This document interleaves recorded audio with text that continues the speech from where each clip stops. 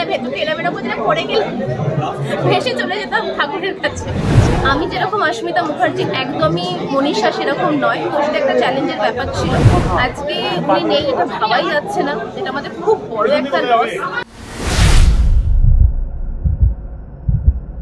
তো অভিষেক দার সাথে তো প্রথম সিনেমায়। হ্যাঁ, অভিষেক দার সাথে আমার ফার্স্ট ছবি, দাদার ক্যারেক্টার অভিনয় করেছি। তো প্রথমবারের মতো তার সাথে অভিনয় করার এক্সপিরিয়েন্সটা যদি শেয়ার করেন। খুবই অদ্ভুত, মানে আমরা যারা এরকম থিয়েটার থেকে স্ট্রাগল করে এরকমভাবে কাজ অডিশন দিতে দিতে কাজ করতে করতে কাজ পাই, তারা হঠাৎ করে যখন দেখে এরকম একটা মানে সিনিয়র আর্টিস্ট এতদিনের তাদের সাথে কাজ করার সুযোগ, সেটা ভীষণ এক্সাইটমেন্ট। আবার এক্সাইটমেন্ট যেরকম ভয়টাও করতো যে যাদের শর্টে এন্ট্রি না হয় বা কিছু, বাট উনি এত সুন্দরভাবে প্রথমে যখন আলাপ হলো, প্রণাম করলাম, উনি এত ভালোভাবে মানে আগলে ব্যাপারটা বলেছিল, এত যত্ন করে যাচ্ছে, তুই করছিস মনীষা চরিত্রটা, আয় আয় আয়, মানে এত ভালোভাবে বলেছিল যে ওখানেই আমার অনেকটা কনফিডেন্স আমার চলে এসেছে যে ঠিক আছে, এবার কাজটা খুব ভালো হবে। সত্যিকারের কাজটা খুব ভালো হয়েছে, সারাদিন আমরা খুব আনন্দ করে কাজ করেছি। আজকে উনি নেই, এটা ভাবাই যাচ্ছে না, এটা আমাদের খুব বড় একটা লস। উনি থাকলে পুরোটা একদম পূর্ণ হতো। কতটা মিস করো আজকের দিনে?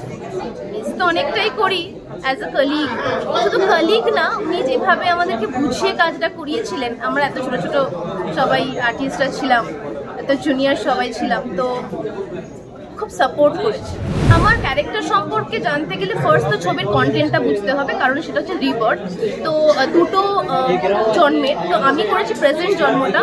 আমি যেরকম অস্মিতা মুখার্জি, একদমই মনীষা সেরকম নয়, তো সেটা একটা চ্যালেঞ্জের ব্যাপার ছিল, খুব ইন্টারেস্টিং যেটা। আর আশা করি খুব ভালো করে করেছি। বাকিটা দর্শক যতক্ষণ না দেখে ফিডব্যাক দেবে, বা তোমরা যতক্ষণ না দেখে ফিডব্যাক দেবে, একদমই বোঝা যাচ্ছে না, খুব টেনশনে আছি।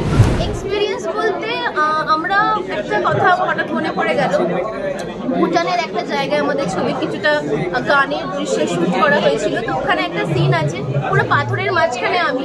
তো ট্রেলার দেখার পর অনেকে আমাকে প্রশ্নটা হয়তো করবে, কেউ করেওছে যে ওইখানে গেলি কি করে। তো ওইখানে জার্নিটা একটা খুব ইন্টারেস্টিং ছিল।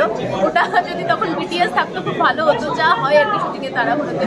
তো সবাই মিলে যেভাবে নিয়ে গিয়ে ওখানে বসিয়েছিল, আমি পুরো স্ট্যান্ড স্টিল ছিলাম, মানে লোকে হয়তো দেখে মনে হবে যে ভীষণ সাবলীলভাবে গান গাইছে, কিন্তু একদমই না, ভেতরে এলোমেলো করে পড়ে গেলে ভেসে চলে যেতাম ঠাকুরের কাছে।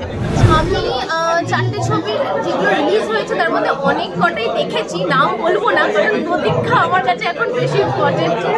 সো আমি চাইবো, হ্যাঁ হল পাচ্ছে না, যেখানে বললে হল পাচ্ছে না ঠিক আছে, কিন্তু আমাদের চেষ্টা তো ছাড়লে চলবে না, হাল ছাড়লে তো চলবে না, আমাদের চেষ্টা করে যেতে হবে, ছবি বানিয়ে যেতে হবে, আরও যাতে আমাদের ভালো হয় ইন্ডাস্ট্রি।